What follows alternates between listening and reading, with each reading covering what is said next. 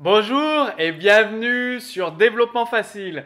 Dans ce nouveau cours, toujours consacré à cet excellent framework HTML5 JavaScript, vous l'avez bien entendu deviné, il s'agit du framework Phaser que j'adore parce qu'il vous permet d'accélérer votre développement pour créer très rapidement des jeux HTML5 JavaScript sur les smartphones, les tablettes et les ordinateurs de bureau. Donc aujourd'hui, vous allez apprendre à développer un petit Pac-Man. Donc un Pac-Man très simple. Pac-Man est ici, les ennemis sont ici, là, les 0, le 3 Pac-Man.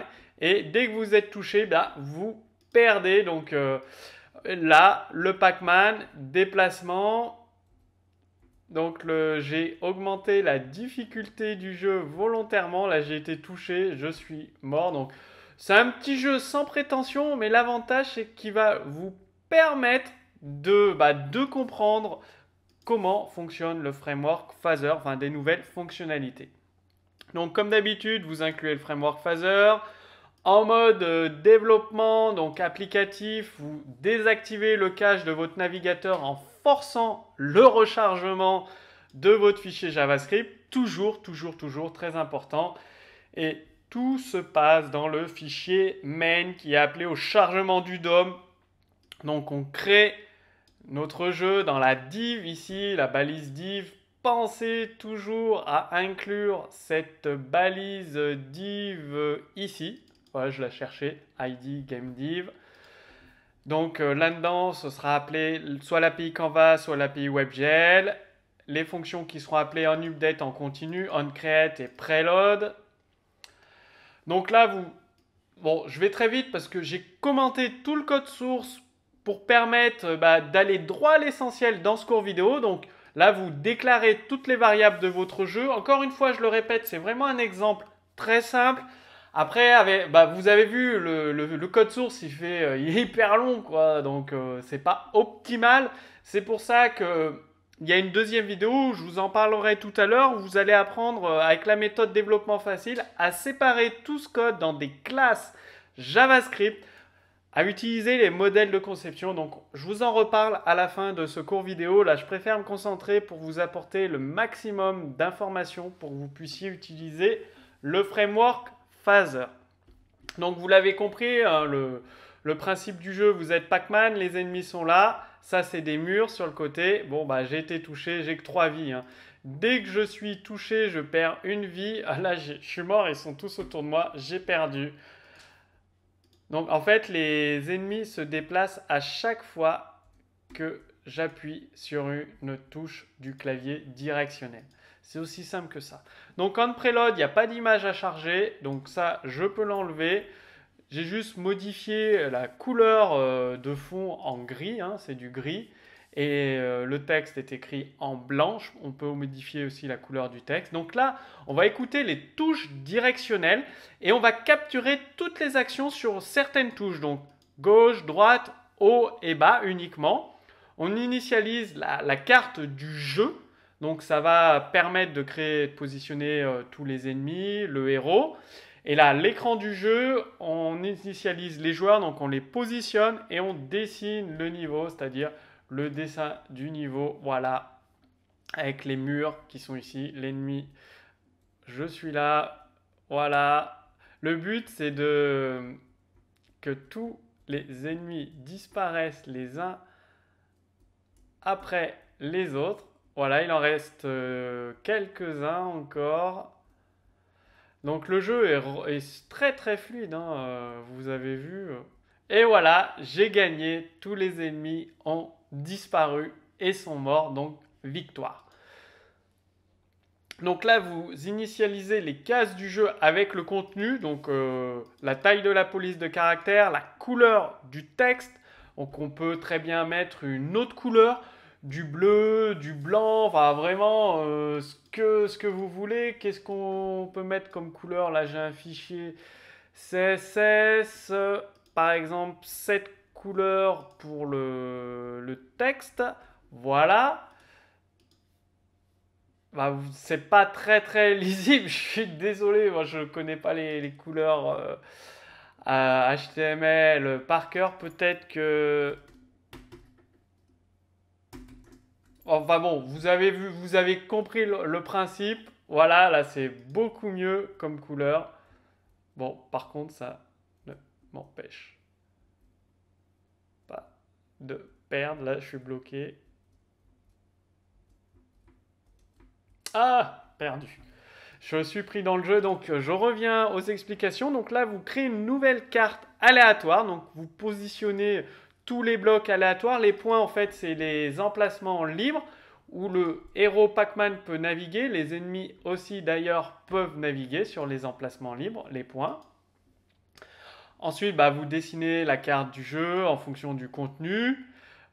Ça, c'est une fonction qui permet de renvoyer tout simplement un nombre aléatoire en fonction d'une valeur maximum. Et là, vous initialisez tous les joueurs. Donc, vous ajoutez les joueurs à des positions aléatoires. Donc, création d'un objet joueur avec sa position en X, sa position en Y. Son HP, c'est son nombre de vies. Donc, si c'est un ennemi, il n'a qu'une seule vie.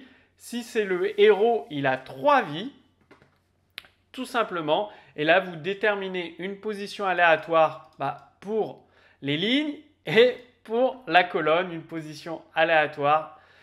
Et ici, vous positionnez d'ailleurs. Donc, regardez, ça c'est le plus important. Vous pouvez, avec JavaScript, créer des objets et leur affecter des propriétés et vous accédez ensuite à ces propriétés .x, .y, leur donner des valeurs aléatoires, .hp aussi, pour vérifier si l'ennemi ou le joueur a encore de la vie. Donc là, vous mettez en place les ennemis.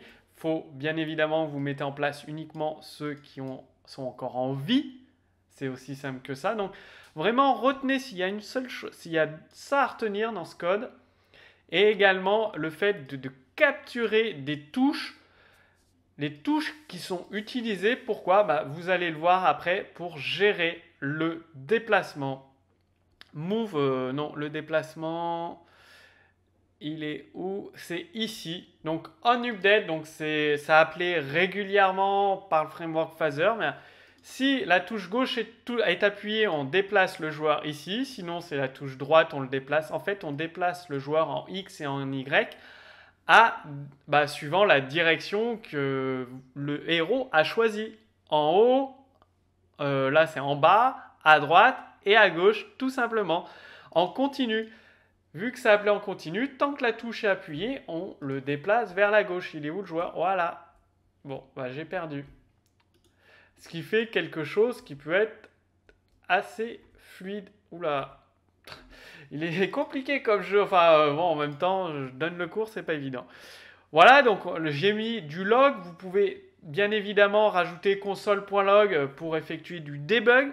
Quand j'ai repris le code source de ce jeu, je l'ai commenté, je l'ai adapté suivant le fonctionnement que je souhaitais. J'ai mis en place du debug pour justement comprendre, simplifier le code. Donc comme ça, vous avez du debug directement avec Firebug qui est ici. Donc là, le seul truc de debug qu'il y a, c'est ça. Web Audio et WebGL comme moteur de rendu.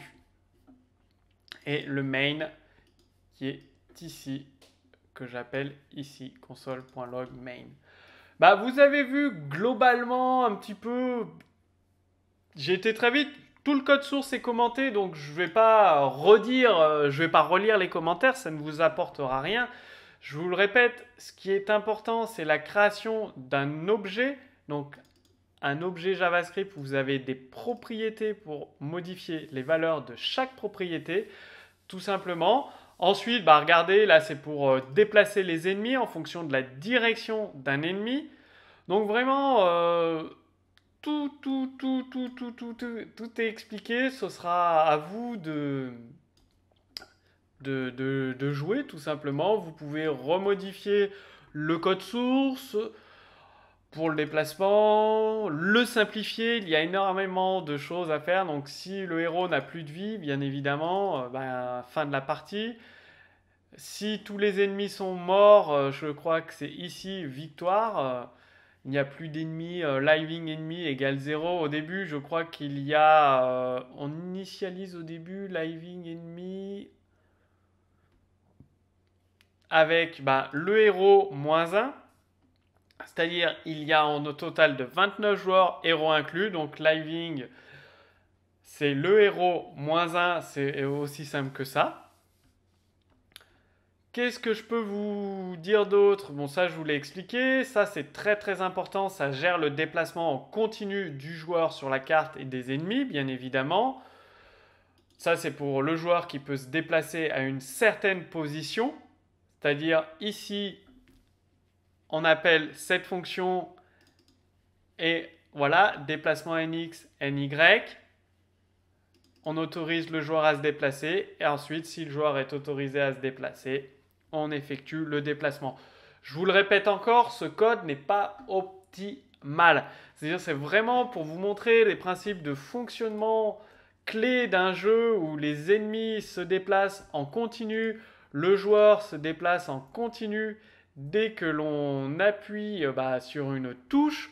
Voilà, c'est vraiment ça que je veux illustrer. Après, je vous en parle tout à l'heure à la fin de la vidéo si vous voulez aller beaucoup plus loin en utilisant la méthode développement facile. Donc là, c'est pour déplacer un joueur, quel qu'il soit. Si on supprime l'ancienne position du joueur, ou alors est-ce que la destination, est-ce qu'il y a déjà un joueur, est-ce qu'il y a une collision entre le joueur et le héros? C'est ce qu'il faut vérifier, bien évidemment. S'il y a une collision entre le joueur et le héros, on décrémente la vie du joueur et du héros. Donc on supprime un ennemi, là parce qu'il est mort, il a été touché par Pac-Man, tout simplement. Donc maintenant, comme d'habitude, vous retrouverez le code source en téléchargement sous ce cours vidéo. Si vous avez des questions par rapport à l'utilisation de ce code source, des choses que vous ne comprenez pas, posez vos questions dans les commentaires sous cette vidéo. L'équipe Développement Facile vous répondra avec grand plaisir. Et au début de la vidéo, je vous en ai parlé, c'est-à-dire si vous souhaitez simplifier ce code source qui est, je l'avoue, difficilement compréhensible parce que tout dans le même fichier, il doit faire 500 lignes. Imaginez si vous voulez créer des jeux beaucoup plus complexes. Là, on peut le dire, c'est un jeu très très simple. Hein. Il n'y a même pas de graphisme, il n'y a rien du tout. C'est un jeu ultra simple. Donc imaginez créer un jeu avec des graphismes de partout. Donc ce serait, je sais pas, un fichier de 5000, 6000 lignes ici. Donc justement, dans la deuxième vidéo, vous allez apprendre comment simplifier votre code JavaScript et créer des classes qui seront dans différents fichiers JavaScript. C'est-à-dire dans un fichier JavaScript, vous pouvez avoir une seule classe, 2 classes, 3 classes. Tout dépend, je vous expliquerai tout ça grâce à la méthode développement facile, comment organiser votre code. Donc vous allez pouvoir travailler en équipe déjà, chacun travaillera sur plusieurs classes, sur plusieurs fichiers pour créer un jeu vraiment complexe qui plaît aux joueurs. Vous allez développer beaucoup plus rapidement, au bout d'1 mois, 2 mois, 6 mois, vous pourrez faire des évolutions très très simples vu que votre code source sera organisé sous forme de classes, donc vous modifierez uniquement une ou deux classes concernées par la fonctionnalité sans mettre en danger votre jeu, sans rajouter des bugs fatals dans votre jeu, sans causer des bugs, des problèmes imprévus dans votre jeu. Vous allez apprendre à mettre les modèles de conception dans votre développement de jeux, d'applications avec le framework Phaser, avec jQuery pour les smartphones, les tablettes, les ordinateurs de bureau. Et l'équipe d'experts développement facile sera à votre disposition pour vous accompagner dans votre développement, pour vous accompagner dans les exercices, l'application des cours. Donc, je vous explique tout ça dans la deuxième vidéo. Cliquez simplement sur l'image, sur le lien au-dessus de cette vidéo. Je vous retrouve tout de suite dans la deuxième vidéo pour tout vous expliquer. À tout de suite.